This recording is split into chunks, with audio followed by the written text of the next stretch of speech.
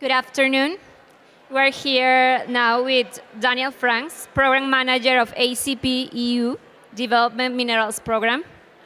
And I want to present myself too. I'm Silvia Flores. I'm part of the Young Leaders Group. I come from Peru. My expertise is in international trade and agricultural value chain. So now I have to ask 4 important questions to our guest. One of them is, when we read about mining in the media, it is most often associated with environmental problems, corruption, and conflict. How is your program trying to address these challenges? Well, thank you. It's very nice to be here at the EDDs. As Sylvia mentioned, our program is called the Development Minerals Program, and we are focused on commodities that are not the typical commodities when people think about mining and materials and metals. So mining is generally associated with a lot of environmental challenges, a lot of social challenges, conflict, corruption. So the stories that are told about mining in the media, in newspapers, are often negative stories. The program that we're working on is focused on commodities that aren't metals, that aren't the commodities that are exported, that are usually mined by multinational mining companies. We're talking about the local materials and the local minerals that are mined by local communities and used for local development. So here we're talking about sand, we're talking about gravel, we're talking about dimension stones like granite, slate, and these are the commodities that are used to build houses, to build roads, to build bridges, and they're commodities that are domestically mined for domestic use. So our program is a capacity building program. It's funded by the European Union, it's funded by United Nations Development Program, but it's really an initiative of the African, Caribbean and Pacific group of states. And our goal is to work with 40 countries of the ACP to improve the sustainable development outcomes from the mining of these development minerals. Thank you. What are the development minerals and why do they matter for the SDGs? Yeah, so the term development minerals, when people talk about the commodities that we're focused on, they usually call them low-value minerals and materials. And the term low-value minerals and materials has this kind of connotation that they're really low value, when from a development perspective, they're really very high value. They're high value for local economies. They're high value providing livelihoods for millions of people. Most of the people that mine these commodities are small-scale miners. In fact, around 40% of the people that are involved in mining of these commodities are women. So they actually have a really important development value. They have an important economic value. So we started to use the term development minerals. And these are minerals and materials that are mined, processed, used domestically and are important for domestic development.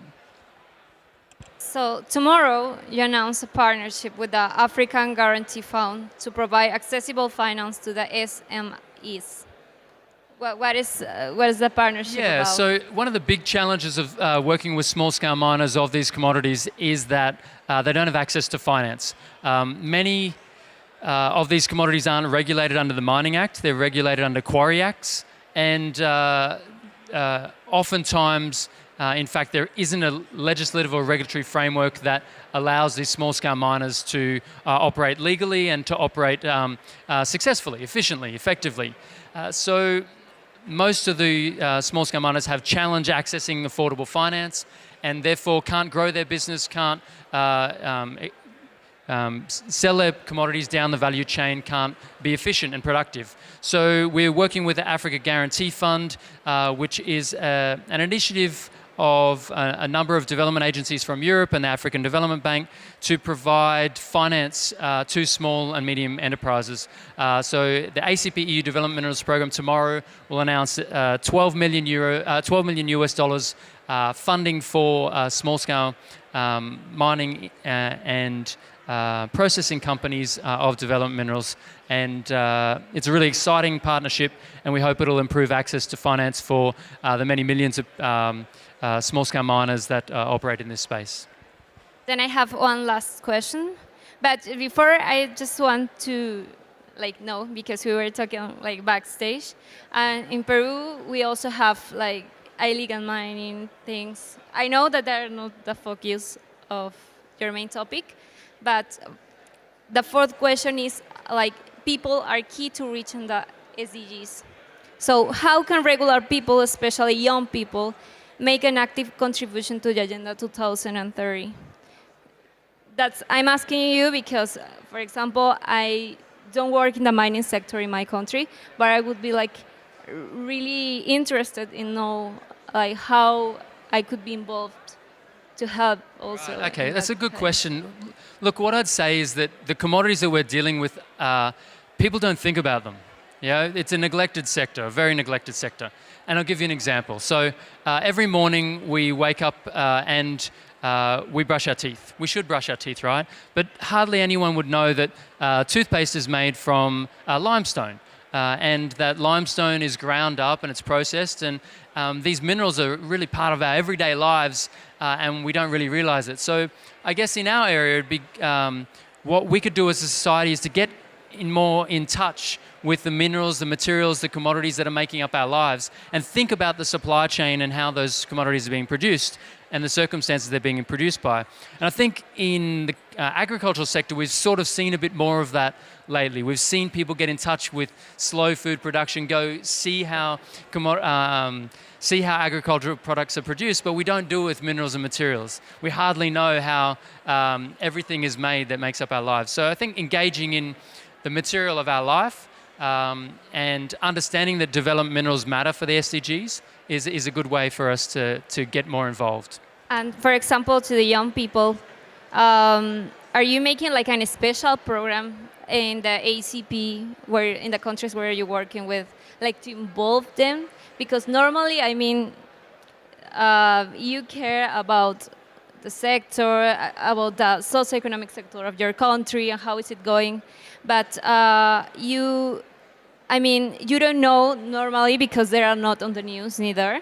Like how is or what are the main issues inside like all the value chain channel of the mining sector? Right. So we do work very closely with the small-scale miners who are beneficiaries of our program.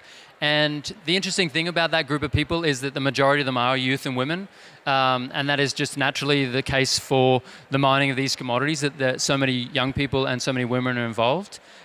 So I guess our engagement with that demographic is the people that are the heart of our program is very close, and our goal is to try and support them, to empower them to build their own businesses, build their own lives, and we're just there as a means to help them to do that. Okay. Well, thank you. Do you have something else? No, maybe you can invite everyone for your panel tomorrow. Yes, okay. So tomorrow we'll be having a high-level panel in A3 at 11 a.m. The high-level panel includes Jeffrey Sachs, it includes Mohammed Yunus, it's on small business, giant players in the SDGs. And we'll be talking about the development mineral sector, and we'll be hearing from also a video of 4 female small-scale miners that are building their business and sharing with us what they think they need to support them to succeed. So it'll be a great panel tomorrow, 11 a.m. till 12:30, a whole range of different speakers, and we welcome you to come along. Thank you so much, Daniel. Thank you.